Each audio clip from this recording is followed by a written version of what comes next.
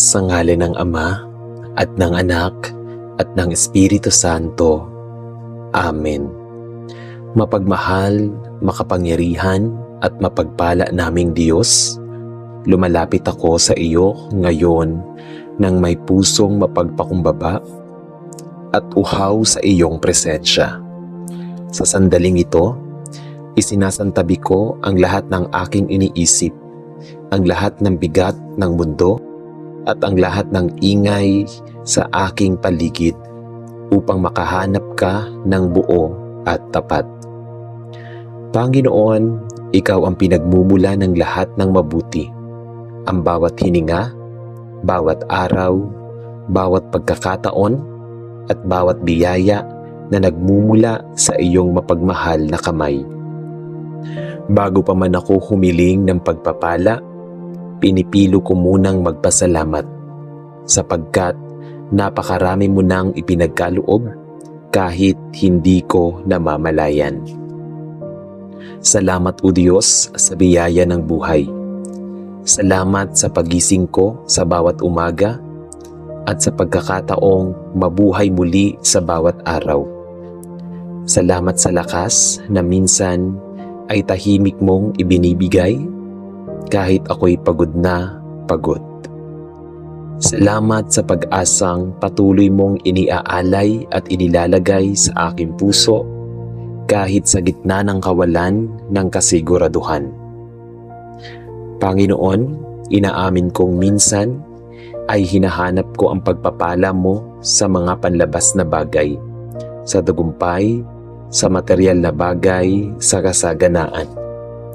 Ngunit sa panalangin ito, hinihiling ko muna ang mas malalim na pagpapala, ang pagpapalang nagmumula sa pagkakilala ko sa iyo, sa pananatili sa iyong presensya at sa pamumuhay ayon sa iyong kalooban.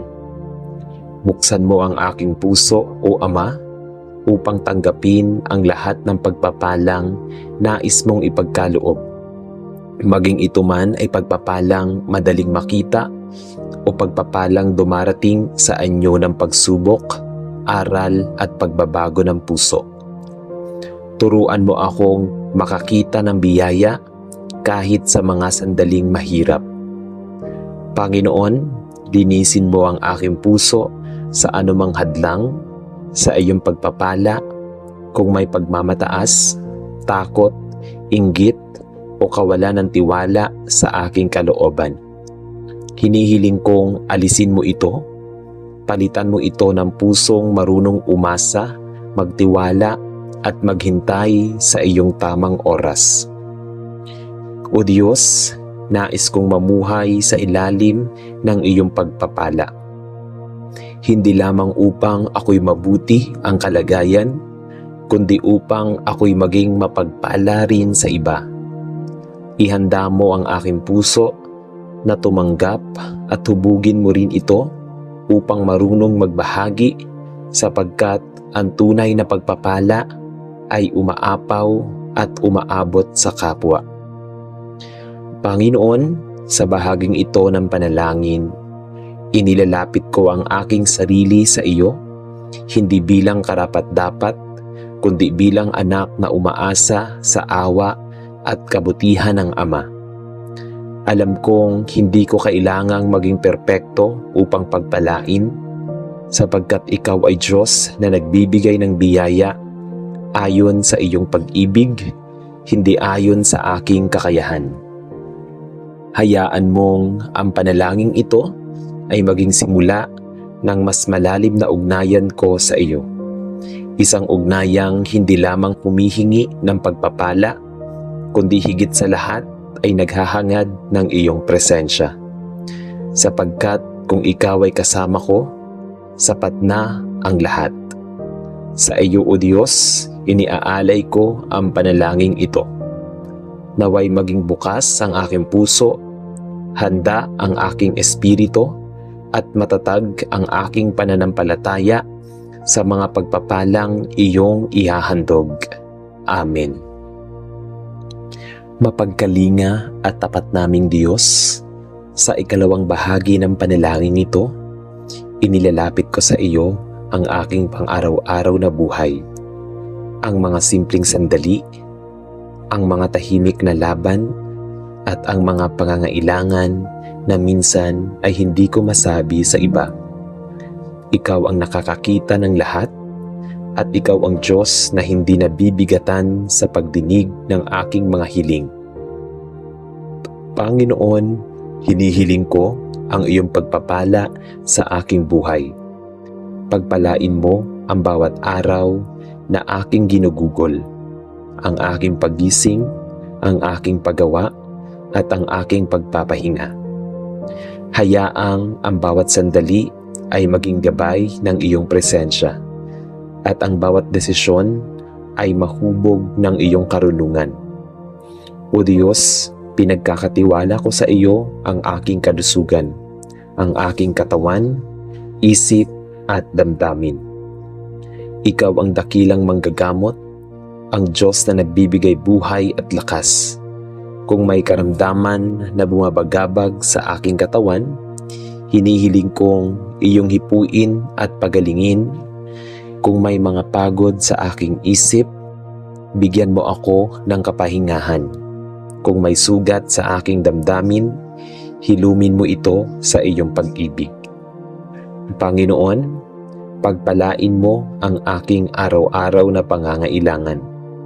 Alam mong hindi lamang pisikal na pagkain ang kailangan ko, kundi pati lakas ng loob, pag-asa at kapayapaan.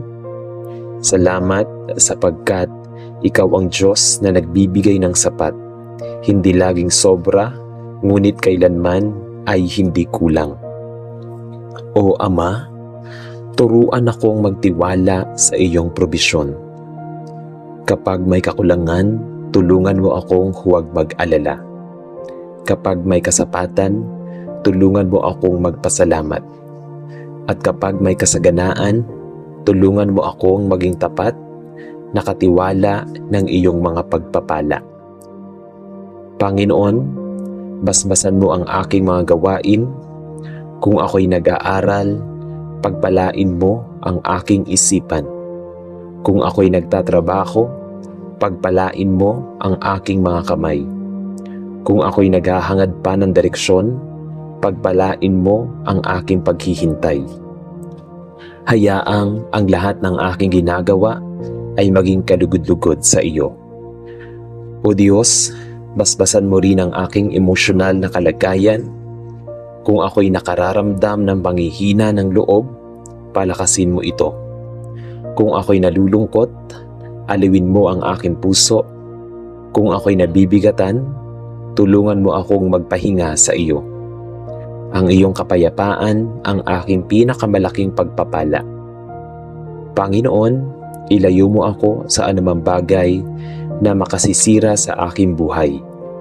Gabayan mo ako sa mga desisyong aking ginagawa, maging ito man ay maliit o malaki. Bigyan mo ako ng pusong marunong makinig sa iyong tinig at magtiwala sa iyong gabay. Ama, pinasasalamatan kita sa mga pagpapalang hindi ko agad nakikita. Sa bawat pag-antala, may layunin ka. Sa bawat pagsubok, may aral ka. At sa bawat paghihintay, may inihahanda kang mas mabuti. Dahil dito, pinipili kong magtiwala sa iyo.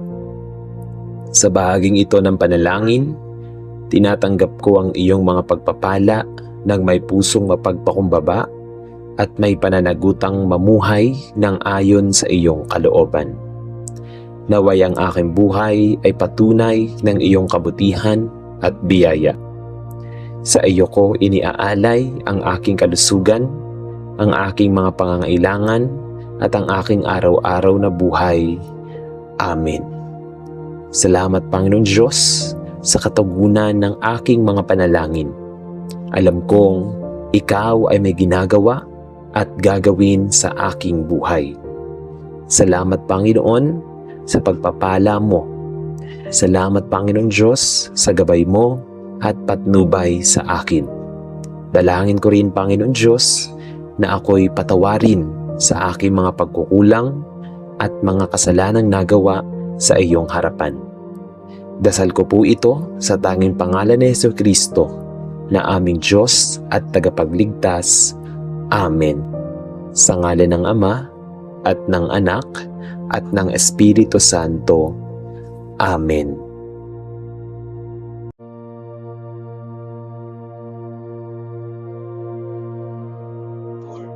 Sa ngalan ng Ama at ng Anak at ng Espiritu Santo.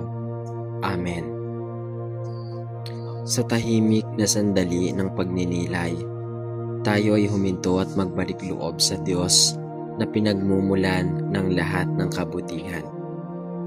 Sa ganitong diwa, ating ilapit ang ating sarili sa Kanya at hanapin ang biyayang magtuturo sa atin ng tunay na kababaang loob na nagmumula sa pananampalataya. Sabi sa Santiago chapter 4 verse 10, ang nagpapakumbaba ay itataas ng Diyos. Sa paghahanda sa ating pananalangin, ating pakalmahin ang ating isipan at damdamin. Iwanan muna natin ang mga alalahanin ng mundo at hayaang pumasok sa ating puso ang katahimikan ng presensya ng Diyos. Huminga tayo ng malalim at alalahanin na tayo ay alabok lamang, ngunit minamahal at pinapahalagahan niya ng lubos. Sa bawat pagyuko ng ating ulo at pagtahimik ng ating loob, naway maramdaman natin ang kababaang loob na nagtuturo ng tunay na lakas at ang lakas na nagmumula sa pagtitiwala sa Kanya. Halina at tayo'y manalangin sa Panginoong Diyos. Sa ngalan ng Ama, ng Anak, at ng Espiritu Santo. Amen. Amang makapangyarihan at walang kapantay ang kabanalan, sa oras na ito ay lumalapit ako sa iyo nang may pusong puno ng pasasalamat at pagdakila. Sa bawat umaga na binubuksan mo ang aking mga mata, ipinapaalala mo na ang buhay ay hindi pag-aari, kundi kalooban na marapat na pahalagahan. Salamat sa pagkakataong patuloy na maranasan ang hininga ng buhay, sa init ng araw na nagbibigay ng liwanag at sa malamig na hangin na nagbibigay ginhawa. Sa bawat taong inilalapit mo sa aking landas, pamilya, kaibigan, at maging mga hindi kilala, nakikita mo ang iyong pag-ibig na gumagabay. Maraming salamat, O Diyos, sa mga biyayang nakikita at higit sa lahat sa mga bagay na hindi ko namamalayan, ngunit laging naroroon. Ang proteksyon laban sa kapahamakan, ang mga pintuan ng pagkakataong binubuksan, at ang mga sagot sa panalangin na hindi ko man laging nauunawaan ay pawang para sa aking ikabubuti. Sa gitna ng aking mga tagumpay, naroroon ang iyong kamay na nag-aangat sa oras ng aking pagkatalo. Ikaw ang nagbibigay ng pag-asa upang bumangon. Tunay nga, Panginoon, na walang saysay ang aking pag-iral kung hindi dahil sa iyong kabutihan at malasakit. Subalit higit pa sa lahat ng ito, ang pinakamalaking pasasalamat ko ay ang iyong walang hanggang krus na pinakapatibay na paalala na hindi ko kayang iniligtas ang aking sarili, kundi ako ay lubos na nangangailangan ng iyong habag at awa. Salamat sa biyaya ng kaligtasan, sa pag-asa ng bagong simula, at sa katiyakang kahit paulit-ulit akong nagkukulang, hindi mo ako sinusuko. Ang Espiritu Santo na iyong ipinagkaloob ay patuloy na nagbibigay ng kaliwanagan sa aking isipan at kalakasan sa aking kalooban. Kaya't Ama, sa bawat pintig ng aking puso at sa bawat paghinga, aking idinadakila ang iyong pangalan at iniaalay ang pasasalamat na walang hanggan. Ngayon, O Diyos na mahabagin, hayaan mong ilapit ko sa iyo ang aking taus-pusong pagsusumamo. Alam kong bilang tao, ako ay mahina, marupok at madaling mahulog sa tukso ng pagmamataas at pagkamakasarili. Minsan, sa paghahangad ng tagumpay, nakakalimot akong lahat ng aking tinatamasa ay mula sa iyo.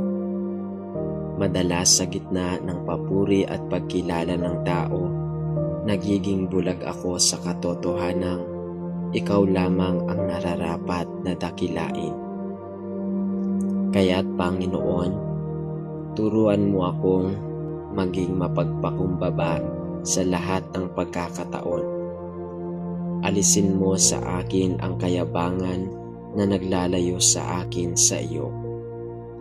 Huwag mong hayaang ang aking puso ay maging bato, bagkus ay gawing lambot na marunong makinig, tumanggap at magpakumbaba. Gabayan mo ako, Ama, na sa bawat takbang ng aking buhay ay piliin kong maglingkod kaysa maghari, magbigay kaysa tumanggap at magmahal kaysa maghanap ng kapalit. Sa aking mga pagkakamali, turuan mo akong umamin ng walang pagdududa. Sa aking mga katagumpayan, bigyan mo ako ng puso na handang magpasalamat at hindi magmalaki. Naway makita ng iba sa aking buhay ang liwanag mo, hindi ang aking sariling anino. Sa tuwing sinusubok ako ng mga hamon, tulungan mo akong manatiling nakaluhod sa pananalangin kaysa nagmamataas sa sariling kakayahan.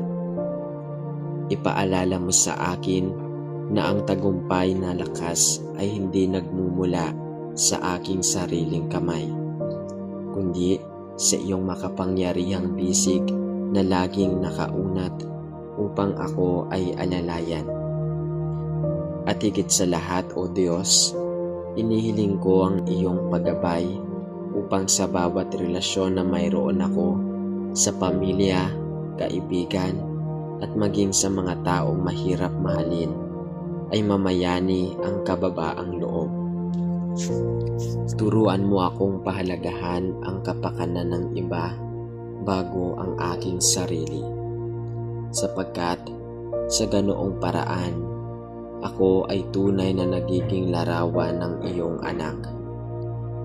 Huwag mong hayaang makulong ako sa pag-iisip na ako lamang ang tama. Sa halip, buksan mo ang aking isip at puso upang marunong akong makinig, umunawa at magpatawad. Naway sa aking pamumuhay, makita nila hindi ang aking dangal, kundi ang iyong kabutihan at kapangyarihan na nagliligtas. Amang mapagmahal, matapos kong ilapit ang lahat ng ito, aking isinusuko sa iyo ang aking buong tiwala at pananampalataya. Sa bawat takbang ng aking landas, naniniwala ako na ikaw ang gumagabay. Bagamat hindi ko batid ang bukas at ang lahat ng mangyayari, nananatili ang katiyakan na hawak mo ang aking kinabukasan. Sa iyo ako umaasa sapagkat ikaw ang bukal ng karunungan. Ikaw ang tanging liwanag sa dilim at ikaw ang walang hanggang kanlungan. Hindi ako mangangamba sapagkat batid kong hindi mo ako pababayaan. Sa bawat luha na dumadaloy, Alam kong ikaw ay naroon upang maghatid ng ginhawa. Sa bawat ngiti ng tagumpay, alam kong ikaw ang dahilan ng lahat ng iyon. Kaya naman, Ama, sa pagtatapos ng panalangin ito, buong puso kong itinataas ang papuri at pasasalamat. Ikaw ang simula at wakas ng lahat ng bagay. Sa iyo, nagmumula ang tunay na tagumpay at sa iyo ko ibinabalik ang papuri at ang kaluwalhatian. Sa ngalan ng iyong anak na si Jesucristo, kasama ang Espiritu Santo, iniaalay ko ang panalangin ito ng magpapakumbaba, pananampalataya at pagpupuri. Amen. Amang mapagmahal at walang hanggan ang kabutihan, sa simula pa lamang ng aming pananalangin ay iniaalay ko na ang pusong puno ng pasasalamat sa iyo.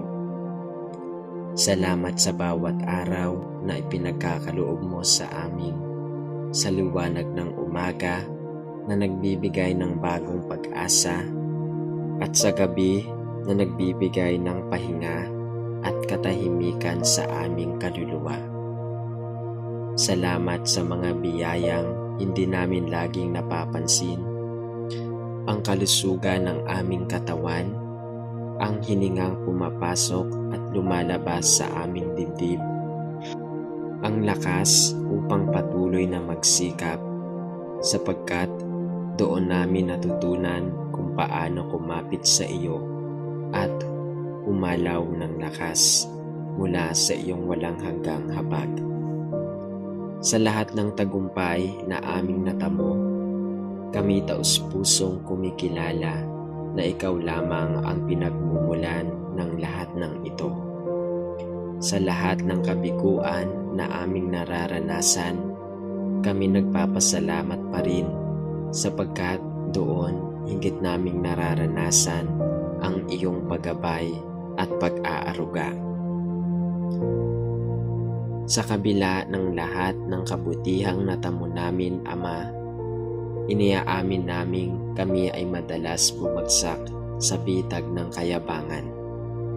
May mga sandali na iniisip naming kami lamang ang may kakayahan at kalakasan, na para bang nakalimutan naming ang lahat ng ito ay nagmumula sa iyo.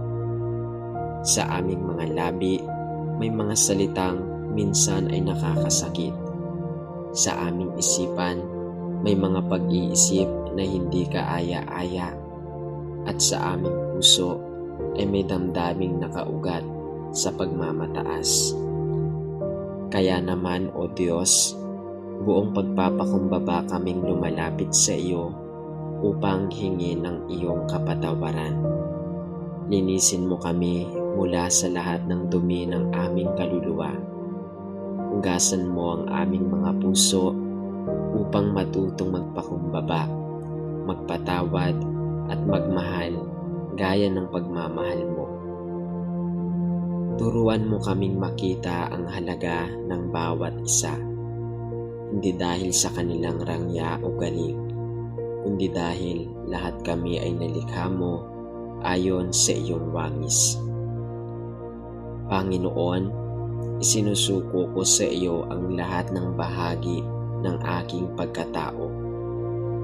Kung kami man ay nakakaranas ng pagsubok, huwag nawang lumaki ang aming mga puso sa reklamo, kundi turuan mo kami na tanggapin ito bilang hakbang patungo sa mas malalim na pananampalataya.